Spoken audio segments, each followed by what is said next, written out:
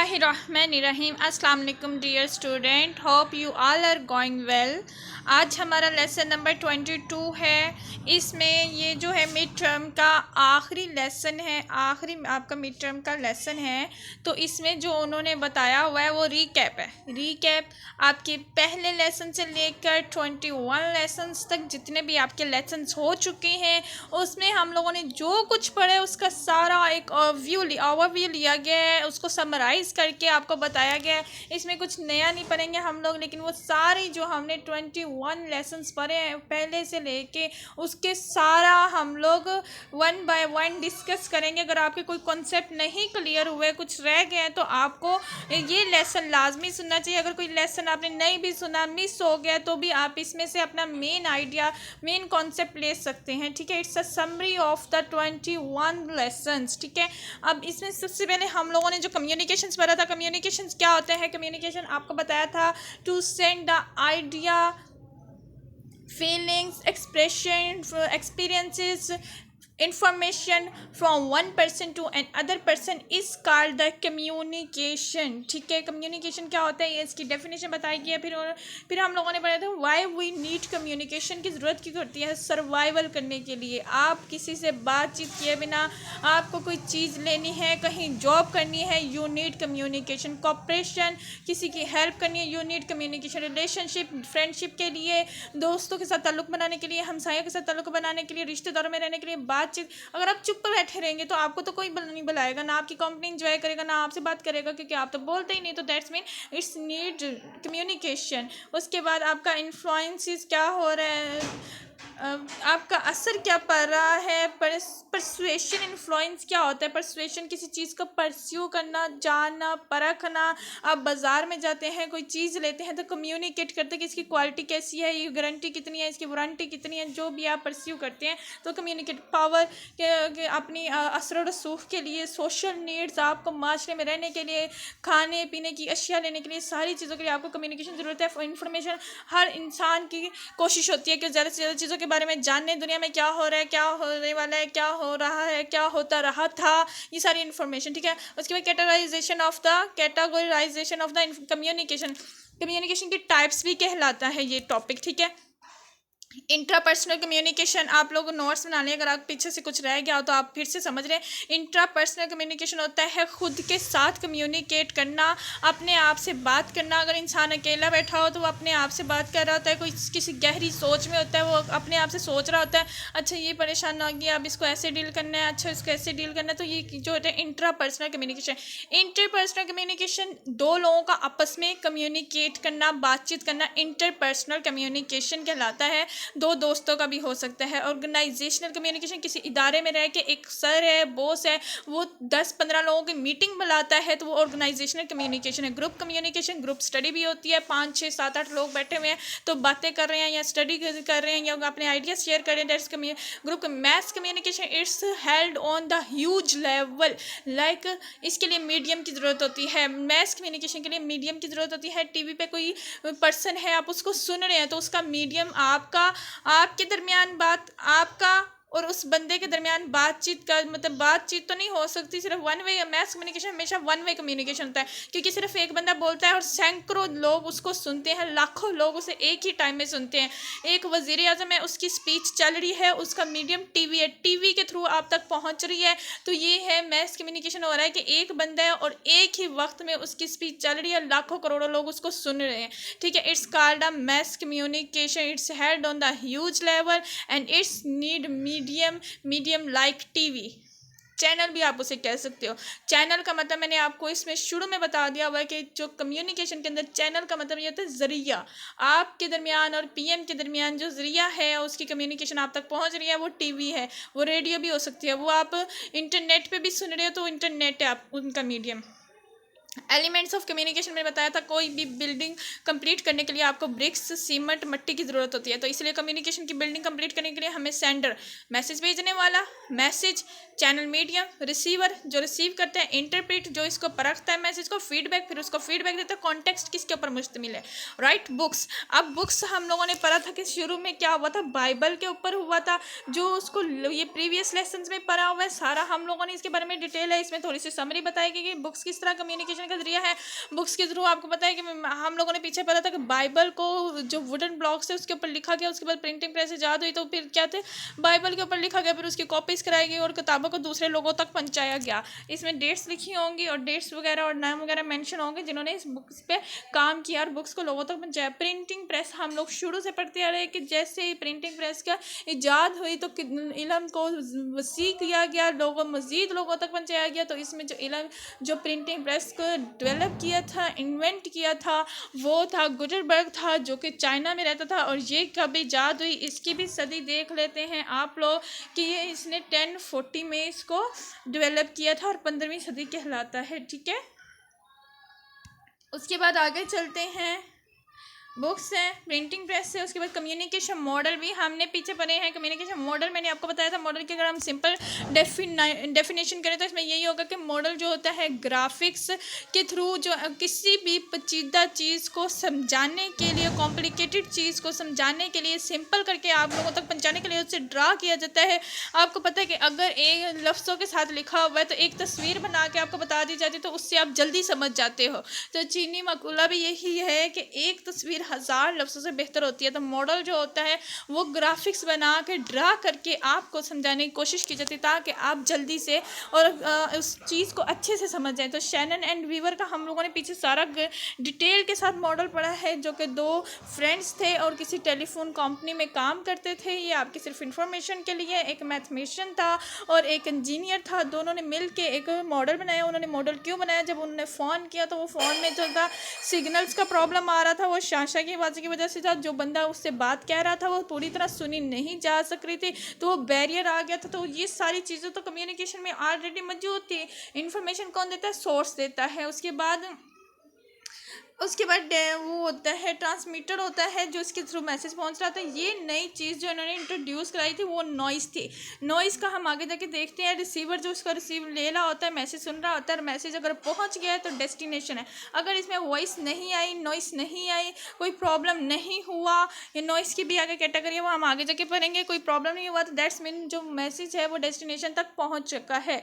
ठीक है, उन्होंने नॉइज़ मुतारिफ करवाई थी कि अगर आपके किसी भी मैसेज में किसी भी तरह का बैरियर आ जाता है, लाइक आपके सिग्नल ड्रॉप हो गए, तो ये भी नॉइस कहलाएगा कि आपके मैसेज में बैरियर आ गया, आपका मैसेज जो है वो मंजिल मकसूद तक नहीं पहुंच सका। ठीक है, इसके अगर आपका मैसेज जो है आपने टेक्स्ट टाइप किया है तो उसमें टाइप राइटिंग की मिस्टेक आ गई तो भी आपका मैसेज सही से नहीं पहुंच सका। अगर आपका मैसेज किसी सिग्नल प्रॉब्लम की वजह से आधा गया है, आधा नहीं गया, तो भी ये बैरियर है, तो ये भी नॉइस कहलाएगा। ठीक है, नॉइस के आगे हम कैटेगरीज पढ़ लेते हैं। तो इन्होंने ये जो अपने मुतारिफ करवाया था वो सोर्स था इनकोडर के। हम लोगों ने पीछे मैं आपको इनकोड और डी कोड पर आ चुकी। इनकोडर जो होता है, जो आपके जहन में आइडियाज़ चल रहे होते हैं उसको आप लफ्ज़ों में बयान करते हैं और उसे बाइट निकालते हैं। ठीक है, और मैसेज होते हैं, मैसेज की शक्ल बना देते हैं चैनल, फिर आप मीडियम का सहारा लेते हो। मोबाइल फ़ोन के थ्रू आपने दोस्त तक बात पहुँचानी है या किसी चीज़ पे किसी ऐप के थ्रू बात करनी है, तो ठीक है। उसके बाद डी कोडर, वो आपको सुन रहा है, आपका मैसेज पढ़ रहा है तो वो डी कोड कर रहा है। और रिसीवर कौन होता है, जो आपका मैसेज सुन पढ़ रहा है, जान रहा है, देख रहा है।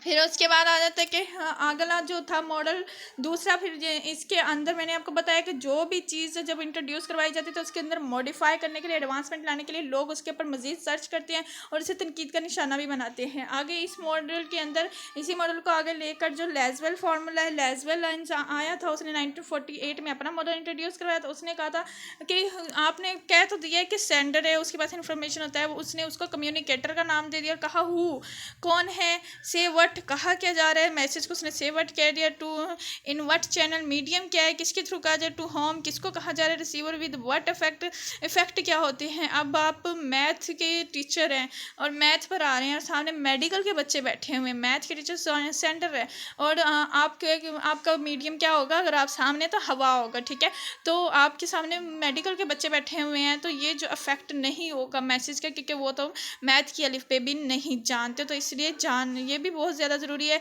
कि भेजा किसको जाए, मैसेज देने वाला कौन है, लेने वाला कौन है, इस तरह ही आपका सक्सेसफुल मैसेज हो सकता है। फिर ऑसगर्ड है ये, इसने फिर अगले मज़ीद लीनियर मॉडल, इसने लीनियर मॉडल इसी फार्मूला को लेकर इसे एक और मॉडल जो था वो मुतारिफ करवाया गया जिसको लीनियर कहते हैं। इसने यही कहा कि सारा सर्कुलर प्रोसेस था, एक बंदा जो एक वक्त में सेंडर है जब वो बात सुन लेगा और उसको जवाब देगा वो उसी वक्त रिसीवर हो जाएगा, और जो बंदा रिसीवर था वो उसकी जवाब सुन के फिर से बात करेगा तो वो सेंडर हो जाएगा। दैट्स मीन ये सारा जो है एक्सपेरिमेंट फील्ड जो है ये घूमते हैं, सर्कल करते हैं, और दरमियान में बात सिर्फ एक मैसेज ही होती है, चाहे रिसीवर है चाहे सेंडर है, वो एक दूसरे को अगर कम्युनिकेट कर रहे हैं, अपना आइडियाज़ एक्सचेंज कर रहे हैं तो मैसेज ही है। दोनों का जो है मकसद मैसेज पहुंचाना ही है, उसे अपना आइडियाज़ पहुंचाने और उसे अपना, ठीक है। उसके बाद आप बैकग्राउंड आ जाता है जो आप लोगों ने देख लेना है कि शैनन एंड वीवर ने क्या किया था और किस तरह मॉडल प्रेजेंट किया था, और इसके मॉडल में क्या है। शैनन एंड वीवर को सबसे ज़्यादा अहमियत हासिल है मॉडल्स में, क्योंकि उन्होंने एक मैथमेटिकल मॉडल भी कहलाता है इन लोगों का। और शैनन एंड वीवर इसलिए कि ना इन लोगों ने एक नई चीज़ मुतारफ़ करवाई थी, ये सेंडर टू होम चैनल ये सारे करते हैं, लेकिन उन्होंने नॉइस का मुतारफ़ करवाया था, ठीक है। ये देखिए आगे जा रहा है, स्ट्रॉन्ग पॉइंट्स जो इनका था वो यही था कि फील्ड ऑफ एक्सपीरियंस, ये तो उसका था ना, इनका फील्ड ऑफ एक्सपीरियंस के एक्सपीरियंस में होना चाहिए कि मैंने आपको एग्जांपल दी कि अगर आप लोग मैथ्स का टीचर दे रहा है लेक्चर और सामने मेडिकल के बच्चे बैठे तो दैट्स मीन दोनों का फील्ड ऑफ एक्सपीरियंस डिफरेंट है, तो ये मैं जो है कम्युनिकेशन फीडबैक नहीं होगा, तो दैट्स मीन ये मैं कम्युनिकेशन जो है सक्सेसफुल नहीं है। और फिर मैंने प्रीवियस लेसन में बताया था, शुरू में बताया था कि फीडबैक जो होता है कम्युनिकेशन की बैकबोन होते हैं, फीडबैक के बगैर कोई भी कम्युनिकेशन सक्सेसफुल नहीं होता। फीडबैक इस बात की गारंटी होती है कि अगले बंदे तक जिस तरह आप पैगाम पहुंचाना चाह रहे थे उसने उसी तरह उसको लिया है और फिर वो अपना पॉइंट ऑफ व्यू भी आप लोगों को दे रहा है, right.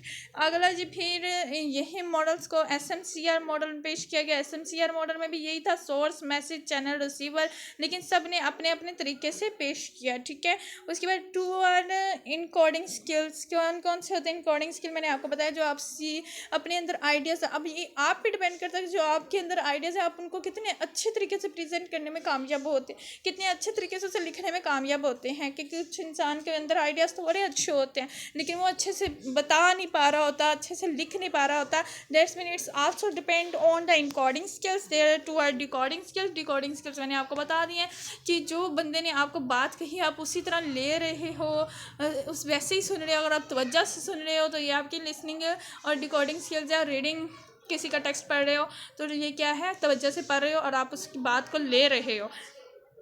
The fifth is crucial to both encoding and decoding thoughts जो आपकी आ जाती हैं, और थॉट्स और रीजनिंग के रीजंस क्या है सुनने की। अब मैंने आपको बताया कि नॉइस की भी आगे जाके वो है कैटेगरीज है। फिजिकल बैरियर मैंने आपको बता दिया कि आप किसी से बात कर रहे हो, उसके बहुत ज़्यादा शोर है, ट्रैफिक का शोर है, तो ये जो है आपकी आवाज़ सही से वहाँ नहीं पहुँच पा रही जिसको आप पैगाम देना चाह रहे हैं, या आप बहुत दूर खड़े हो और ऊंची ऊंची आवाज़ें दे रहे हो लेकिन वो कम सुन पा रहा है, तो दैट्स मीन ये फिजिकल बैरियर है। साइकोलॉजिकल बैरियर है तो उसकी और आपकी सोच में फ़र्क है, ठीक है। नॉइस साइकोलॉजिकल बैरियर भी हो सकता है कि आप उसका वो सोच ही नहीं मैच हो रही जो आप उसको गाइड करना चाह रहे हो उससे।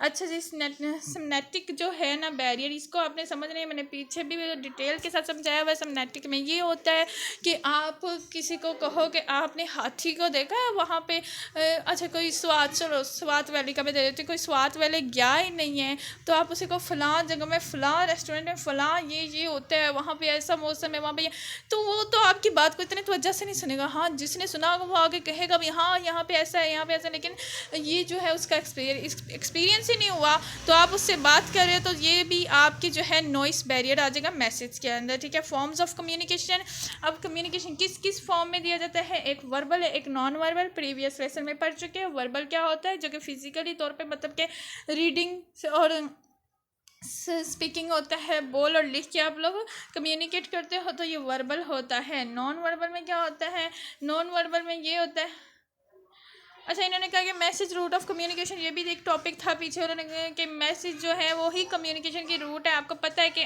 से हमने पीछे जितने भी मॉडल्स पढ़े हैं उन्होंने बेशक receiver, sender, decoder, encoder, what जो भी यूज़ किया है, लेकिन मैसेज रहे। और लीनियर मॉडल भी इसी बात की निशानदेही करता है कि चाहे रिसीवर सेंडर बनता है, सेंडर रिसीवर बनता है, लेकिन उनका जो मेन जो मकसद होता है वो मैसेज ही होता है। दिस इज़ द रूट, जड़ है कम्युनिकेशन की, इसी से एक दरख्त बनता है कम्युनिकेशन का। वर्बल, नॉन वर्बल, वर्बल मैंने बता दिया कि रीडिंग और लिसनिंग होता है, ठीक है। इसमें लिंग्विस्टिक बैरियर, अगर आप लोग पश्तो कोई बंदा बोल रहा है और आप उर्दू स्पीकिंग हो तो आप लोग भी उसकी बात नहीं समझ सकोगे, तो ये आपके लिंग्विस्टिक बैरियर आ गया है। स्टैंडर्ड मीनिंग ऑफ जो है, मैं स्टैंडर्ड मीनिंग वो जिस तरह लेना चाह रहा है वैसे नहीं ले पा रहे जिस तरह वो देना चाह रहा है। रिटर्न मैसेज किसी ने गलत लिखा, रिटर्न मैसेज में होता है, ठीक है, कन्फ्यूजन भी हो सकती है, स्टैटिक एवोल्यूशन भी हो सकती है कि किसी बंदे ने जो है आपकी करेंसी, अगर पहले ज़माने के लोग बात करें कि पैसा जो होते थे तो इतने पैसे का ये आ जाता वो आ जाता, हमें क्या पता इतने पैसों का क्या आता था, हम तो रुपए में जी रहे हैं ना। तो स्टैटिक एवोल्यूशन भी होता है, प्रॉब्लम करता है, ठीक है। उसके बाद नॉन वर्बल है। नॉन वर्बल में 5 सेंसेस यूज़ होती हैं। तो नॉन वर्बल जो होते हैं उसमें जो आपकी 5 सेंसेस इस्तेमाल होती है, फेस जेस्चर इस्तेमाल होते हैं कि आप इशारों से बात कर रहे हो, ठीक है। जैसे सिगरेट बनी होती है उसके ऊपर क्रॉस का निशान होता है, that's mean it's not good for the health. तो ये आपका नॉन वर्बल कम्युनिकेशन होता है कि वो आप उस मैसेज को समझ जाते हो, ठीक है। अब कि कोई सिग्नल बना के ऊपर क्रॉस है, इस तरफ आपने नहीं जाना, या ख़तरा, लाल रंग का निशान होता है, लाइट्स लगी होती हैं, सिग्नल ट्रैफिक लाइट्स जो इस्तेमाल होती हैं, तो रेड लाइट जैसे ही ऑन होती है तो आप सब के सब रुक जाते हो, स्टॉप हो जाते हो। किसी ने कुछ बोला तो नहीं है लेकिन आप सब लोग स्टॉप हो गए हो।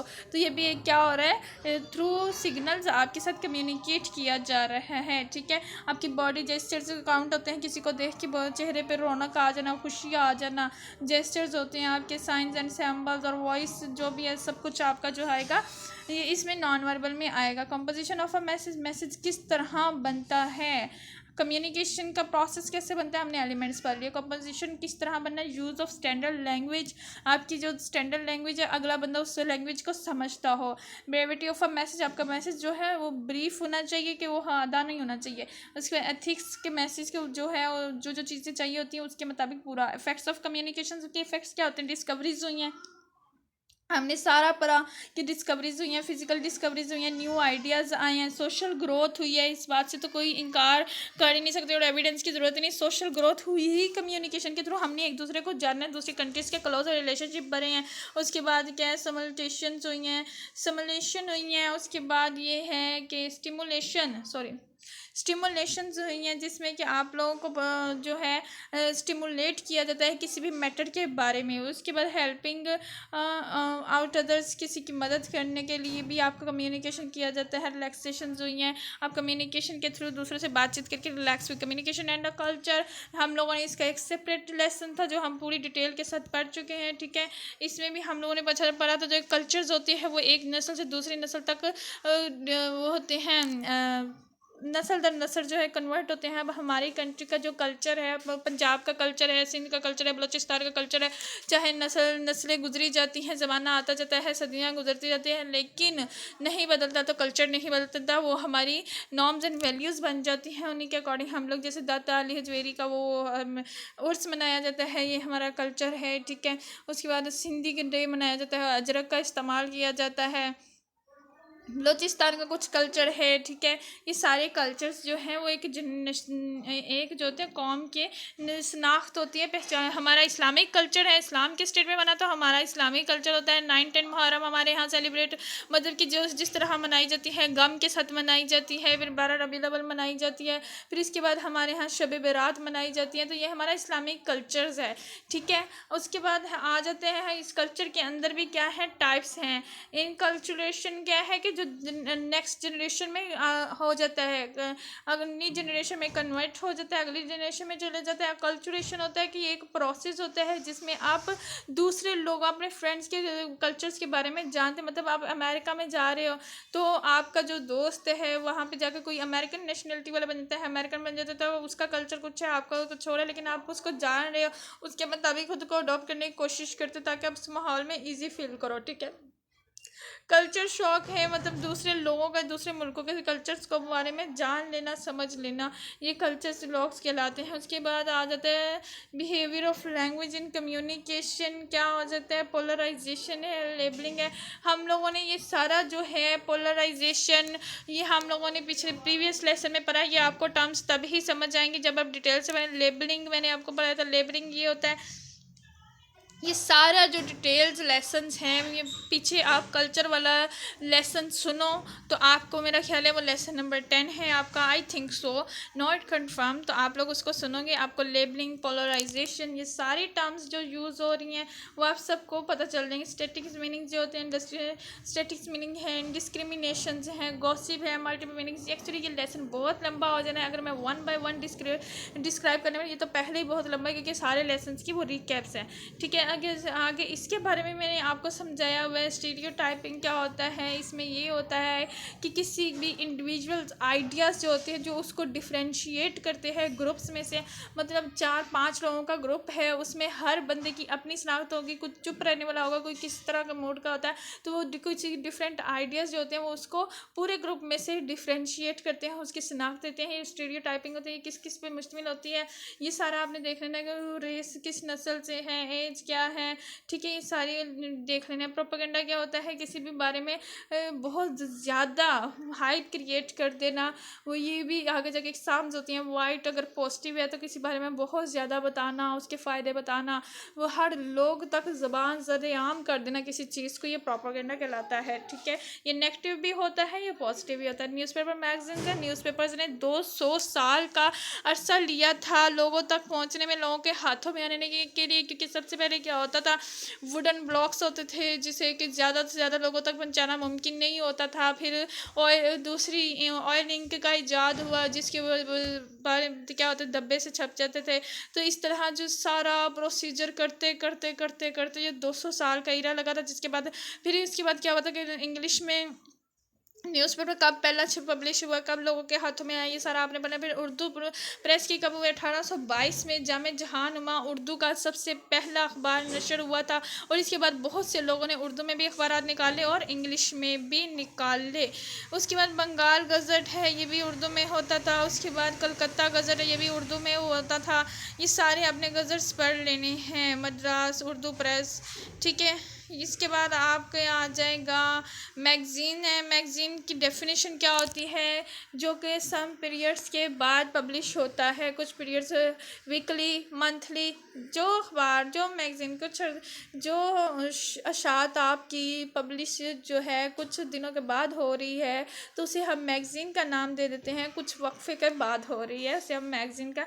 उसकी भी काफ़ी ज़्यादा टाइप है। आगे टेलीग्राफी है, टेलीफोन है, ये कब इन्वेंट हुआ, किसने किया, किस तरह इसका प्रोसीजर चलता रहा, ये सारा आप लोगों ने खुद स्टडी कर लेना है, इसमें कोई टर्म्स नहीं है समझाने वाले। फिर ये सारी चीज़ें किस किस तरह इन्वेंट होती रही और इसमें बेहतरी आती रही। जो मैस कम्युनिकेशन का इरा था, जो मैस कम्युनिकेशन की इंडस्ट्री थी, वो किस तरह इसके लिए अच्छी साबित होती रही, ठीक है। डिजिटल वो टाइप राइटिंग, मशीनों का आना, वो मोबाइल फ़ोन, इस सब का मकसद है कि तक लोगों तक ज़्यादा से ज़्यादा एक ही वक्त में लोगों तक पैगाम पहुँचाया जाए। ये हमने प्रीवियस लेसन पढ़ा, लेसन नंबर 21 में पढ़ा है कि साइंटिफिक फील्ड जो प्रिंट मीडिया ईजाद हुआ तो उसने हर फील्ड में इनकलाब बर्पा कर दिया। लोगों ने क्या किया था, आइडियाज़ ग्रो हुए, दूसरे लोगों तक इल्म पहुंचा, लोगों ने उसके ऊपर एक्सपेरिमेंट्स किए, दूसरे लोगों तक पहुंचाया, उसके अंदर एडवांसमेंट आई, मॉडिफाई हुए। फिर साइंस तो पहले उसके बारे में, एस्ट्रोनॉमर्स के बारे में पढ़ा है हम लोगों ने। ये पीछे सारा जो है ये 21 लेसन नंबर में पढ़ लिया हुआ है, ठीक है। उसके बाद है रिवाइवल ऑफ आइडियाज़ पे थ्रो पॉइंट, मतलब कि जैसे जैसे आइडियाज़ पहुंचते गए और उसके मतलब ये सारी एक लिस्ट बनी हुई है जिसमें 150 डेज, वो 150 वो पब्लिशर्स के नाम हैं, कुछ साइंटिस्ट हैं, कुछ लिटरेचर से ताल्लुक़ है, कुछ एस्ट्रोनॉमर्स हैं जिन्होंने जिस जिस फील्ड में काम किया था उसके बारे में। तो स्टूडेंट्स 22 लेसन्स हो गए हैं, जिनमें से मैंने आपको सिर्फ 21 लेसन में कहा था कि मेरा चैनल सब्सक्राइब कर दें। मैंने आपके लिए, आपको आसानी रहे, आपके मिड टर्म की में इतनी आसानी रहे, आप हर आइडिया को, हर जो टॉपिक है उसको इतनी अच्छी तरह कॉन्सेप्ट क्लियर हो जाए आपको कि आपको रट्टा लगाने की ज़रूरत ना पड़े। जब कॉन्सेप्ट क्लियर हो ना तो रट्टा लगाने की ज़रूरत नहीं पड़ती। आप कॉन्सेप्ट क्लियर करो, रट्टा ना लगाओ, सिर्फ कॉन्सेप्ट क्लियर करो और उसको अपने लफ्ज़ों में लिख दो, क्योंकि इसमें काफ़ी टफ लैंग्वेज यूज़ हुई है। आप तो सिर्फ इंटर करके आ रहे हो तो आपका जो है थोड़ा सा डिफ़िकल्ट होगी, थोड़ी सी प्रॉब्लम होगी, इसलिए आप लोगों ने क्या करना है कि इसको सिर्फ कॉन्सेप्ट क्लियर करें। 22 लेसन हो गए हैं, मिड टर्म की सीरीज़ कंप्लीट हो गई है। हर लेसन का जो है कॉन्सेप्ट क्लियर करें और इसको अपने लफ्ज़ों में लिख दें।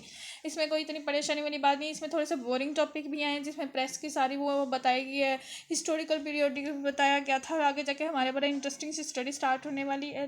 तो गाइस, तो स्टूडेंट्स, आप लोगों ने सिर्फ करना ये है कि मेरा चैनल सब्सक्राइब कर दें, लाइक कर दें, ताकि आप लोगों के लिए मज़ीद वीडियोस भी आएँ, सारे लेसन्स आएँ और आपके लिए आसानियाँ पैदा हो। आप कम वक्त में ज़्यादा से ज़्यादा इल्म हासिल ज़्यादा से ज़्यादा नॉलेज इकट्ठा कर सकें और उसे अपने लफ्ज़ों में लिख सकें। रटालाइजेशन के मैं हक़ में नहीं हूँ, ना आपको लगाना चाहिए। सिर्फ अपने कॉन्सेप्ट क्लियर करो और उसे अपने लफ्ज़ों में लिख दो।